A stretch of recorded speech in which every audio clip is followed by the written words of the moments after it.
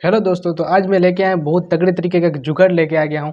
यहाँ पर आप स्क्रीन रिकॉर्ड पर देख सकते हैं बंदा किस प्रकार से बल्ब को मैग्नेट की सहायता से दोनों को जोड़कर बल्ब को जलाया जा रहा है। तो देख सकते हैं यहाँ पे स्क्रीन रिकॉर्ड पर वीडियो चल रहा है। ये बंदा किस प्रकार से यहाँ पे बल्ब को मैग्नेट की सहायता से चलाता है। तो क्यों ना हम भी करके देखते हैं और ये बल्ब की टेस्टिंग करते हैं, रियल है या फेक है।